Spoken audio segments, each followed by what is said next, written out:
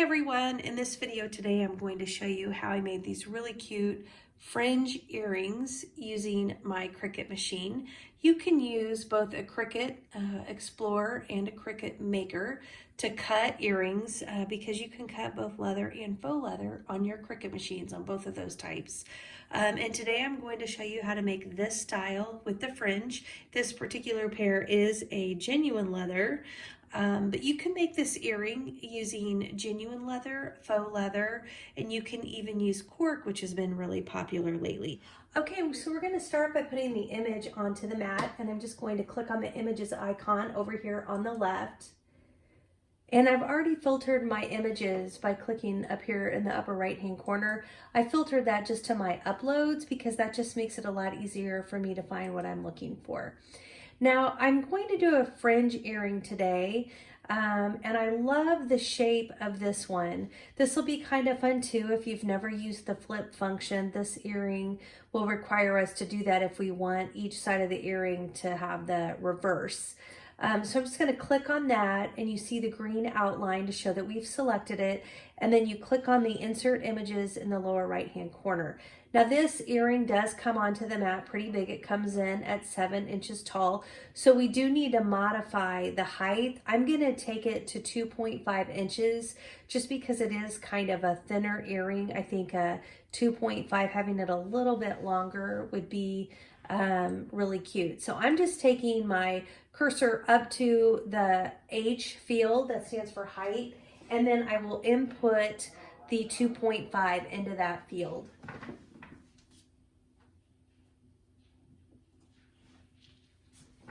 And that gets the earring to the height that I'm looking for. Then I need to go ahead and duplicate it to make the second earring. So while it's selected, I just come up to the upper right hand corner and I click on the duplicate icon. And now you can see that I have the other earring. Now, a lot of times when you're wearing earrings like this, if they have any kind of angle, it is good to flip one so that they aren't the exact same on each side. So while one of these earrings is selected, you just click on the flip button, and then you'll see you have two options to flip horizontal or flip vertical, and you're going to flip horizontal. And now you can just see how that gave you the reverse. All right, and that's it. This is a really easy earring to make. So we can go ahead and click on the Make It button in the upper right-hand corner. And now you see them on our mat. We can go ahead and click Continue. I don't have anything special to do. I will show you, this is the material that I'm using, and this is a piece of my genuine leather that came out of my genuine leather kit. If you haven't seen that video, take a look because this has been so much fun. Here's a great piece of things that's already cut out of it. There's so many colors and textures. It was a really reasonable price, and I can make so many earrings from that set of genuine leather. So in this video, I'm doing this fun design, and it's easy because in this one I have a straight edge. But I do want to look to see, based on my earrings, to make sure when you have patterns like this or textures like this, where you are cutting. And so I can see my earring is coming down, 2.5 inches. So that means the top part of my earring is kind of this smaller texture. And then when I get to the fringe, I'm kind of getting more into this space, and that feels good to me. I actually feel pretty good about the way that's laying out. Now keep in mind, I'm pointing over here. When I put it on my mat, it's actually over here, but that's all the same. So I'm gonna go ahead and get this put onto my mat, good side facing down. I am using a purple strong grip mat. Anytime you're cutting leather, you do need to use the purple strong grip, not the green standard grip. That's really important. And I am doing something a little bit different I wanted to show you because when you work with fringe, you do end up with a lot of mess because that knife or the blade comes in and it's cutting all this leather and all these strips, and it's just releasing all this material, and it gets on your mat and makes pretty big mess. So what I've done is I've cut a small piece of just a small row, about 3 inches tall, of the Cricut transfer tape. This is the strong grip transfer tape. And I put it down onto my mat like this. So the sticky side will be, facing up. So I put it down this way. Then I just pulled up the white backing, exposing the sticky. So this is the sticky. I've got 3 inches of, let's try to get closer so you can see, transfer tape. Then I'm going to take my genuine leather, and you do this with faux leather. These earrings are really cute with faux leather too. I'm just showing you the genuine leather today. You can do the same technique, because if you're cutting faux leather fringe, you're gonna have the exact same problem where you have a lot of material on your green standard mat. So just using the Cricut transfer tape is just a fun technique to help keep those mats really nice and clean, and it just kind of helps get more use out of your mat, and it just saves time for you later in having to clean it up. So I think I've got my mat ready here. Now, one thing we didn't talk about is that we should always do the mirror. Click on this mirror toggle right here. It'll turn green when you have it on, because we are putting our good side down, and that means we're cutting in reverse. Now, the truth here is that it really wouldn't do anything, because you have one facing each way. And if you forgot to mirror it, you'd still have one facing each way. But it's a good habit to always have that mirror button on anytime you're facing your material down. So we can go ahead and click on the continue button, because our mat is ready. And the next thing we need to do is select our material. And like I said, today we're using genuine leather, so we will select that from this menu right here. Now the options you see here are there because I've selected them into my favorites menu. All of these materials here are materials I use a lot, and so they're all my favorites. Now, if you've never done that, you'll need to come here to browse all materials. Just click on that, and you can scroll down to your leather section, and that's where both genuine leather and faux leather will be. We're using genuine leather today for this project, so I just click on that and I see the green check mark. Now this star is what you click into. I'll do the faux suede. You click into that, and then that would make that appear on my favorites menu. I don't really use faux suede that much, so I'm taking it off of my favorites menu. Okay, we can click done once our material is selected, and we find that we have 2 prompts here. The first one is saying, make sure you move your star wheels all the way to the right. I'm going to show you that. And it's also saying, make sure when you load your tools in your mat, that you have your deep point blade in clamp B. I'm going to show you that too. Okay, these are your star wheels. I've already moved them over to the right. Normally these are positioned across your bar. They're just holding whatever material is going through. It's holding them nice and firm all the way across your bar. But when you're cutting leather, it's a little bit thicker, and these will actually leave like a mark in your material. So you just need to get them all over to the right so that you don't have any problems with that. Now, the second prompt that it was giving us is that we needed to put the blade into clamp B. So that's really easy. All we need to do here is open clamp B, and then you pull the housing unit out that holds your fine tip blade. And then I just keep mine down here, and we just drop that in. It's probably a good idea. I'm gonna pull that back out. It's probably a good idea just to look at it real quick, make sure there's no fuzz. I don't see any. I just blow on it to get anything off, kind of clean it off if I need to.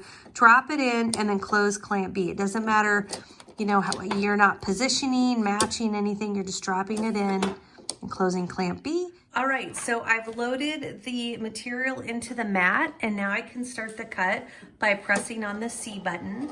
And this will run through, genuine leather runs through 3 times. So it will cut 3 different cuts in the exact same place, just to make sure that it cuts through, because the genuine leather is typically a little bit thicker and tougher of a material to cut through. So for those of you new to my channel, I'm so glad you found it. Thanks for stopping by today. This is a place where I do a lot of DIY projects. I make a lot of DIY earrings using all kinds of materials, leathers, faux leathers. I use cork, and I try to use all different shapes, sizes, approaches, and kinds.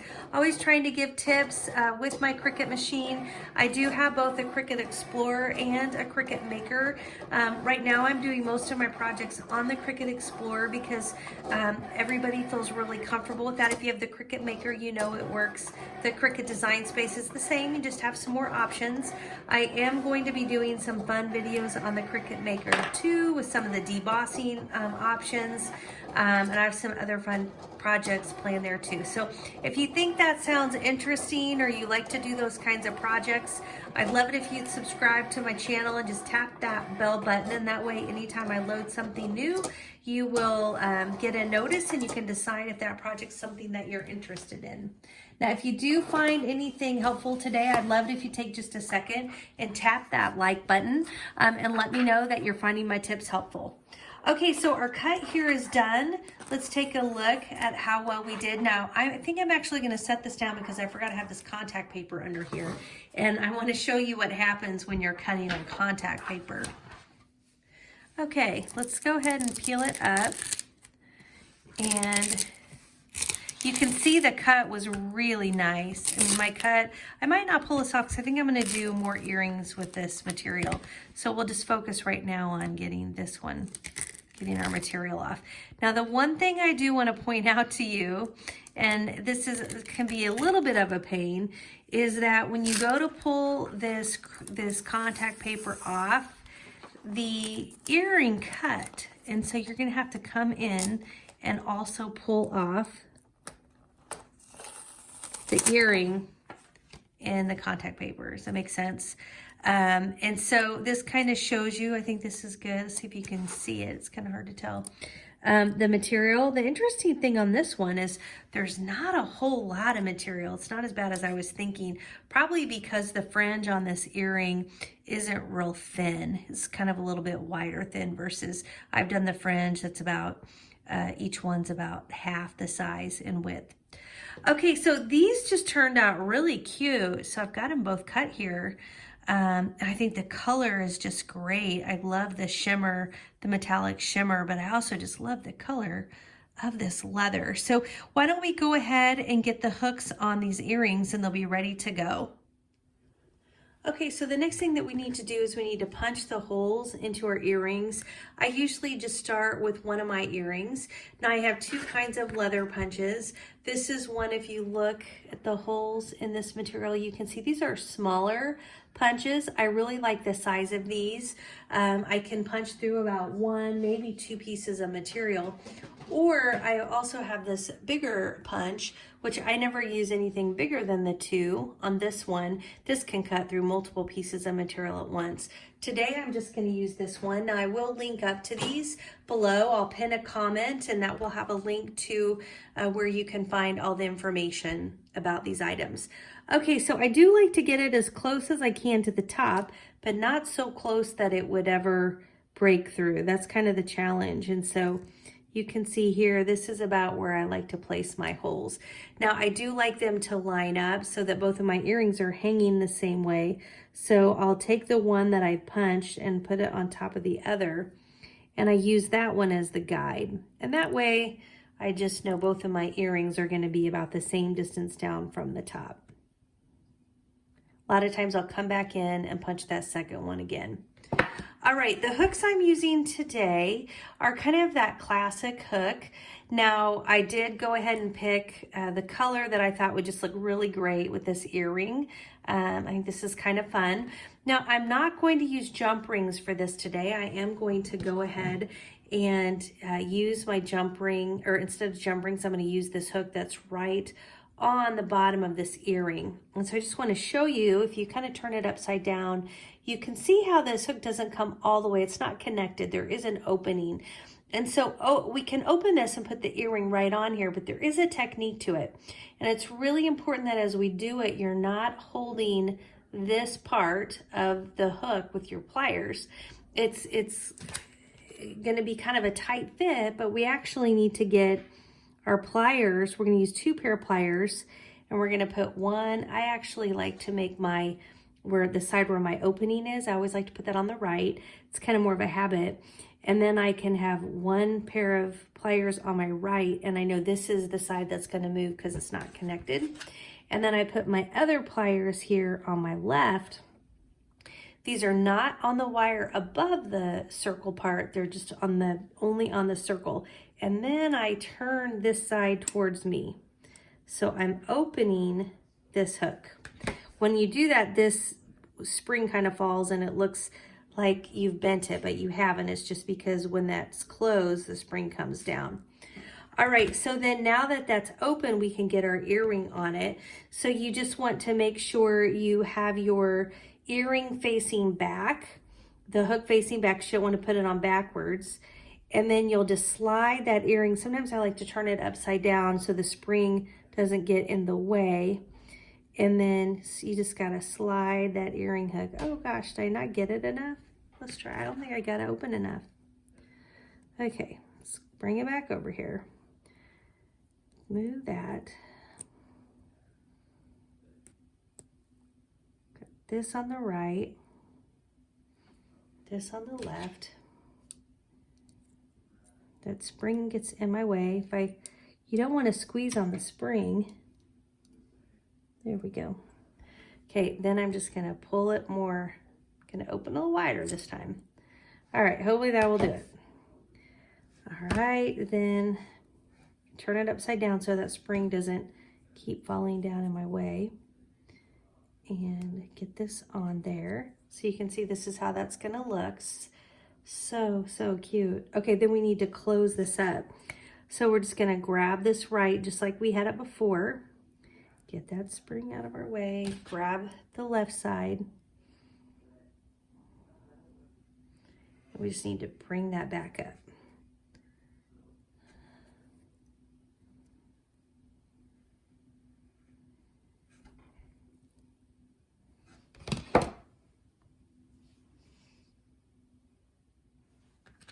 All right, so we got our first earring on. I think it looks really cute, and I love the color of this earring hook. I think it just looks really fun with this brown metallic leather earring. Let's do one more, just in case you're new at this. We'll do one more of these hooks. Again, look to see where the hook is open. So that's here, it's on the right. I like that side to be on my right, just consistency. That way I know that's the side I'm moving. And then grab that tight and then use my other pair of pliers and get on the left. And I like to, when I grab that left one, I don't know if you see I'm kind of nudging up that spring. I like to hold that spring up, keep it out of the way. It can really just mess you up a little bit. All right, so I'm pulling the right one forward. Get up there, pulling the right one forward. So now it should be open enough that I can get my earring hook on, my earring leather onto it. I'm trying not to move my pliers, but I think I'm gonna have to. So get that guy out of the way. I'm kind of trying to just hold him, trying to hold that spring out of the way. It really gets in my way. And then get that leather on here. So we've got that, so we're in good shape. Then I'm grabbing this back with my pliers again. I'm coming down, because remember, we're not holding that part of the hook, we're only holding the circle. So I had to move my pliers back down to that part. Do you want that guy out of my way? Okay. And there we go. There's our hook. So again, I think that these earrings are really fun. They're easy to make. You saw how quick they come together. You could use jump rings if you wanted them to dangle longer. You could even make them taller. And if you'd rather use the French hook earrings, you can. I just thought these hooks would be really cute just based on the style of the fringe earring, just to have them coming right off of the hook. So hopefully you found something helpful in the video today. Again, if you did, take a second and tap that like button. I'll link to everything below, the materials, more information, more photos and things like that. So if you're interested in making the project, oh, and the SVG file, this is a really cool bundle. It's a fringe bundle and it has all kinds of fringe earrings and templates. So, and it's pretty reasonably priced too. So take a look at that too if you're interested in making these. Thanks so much, everybody.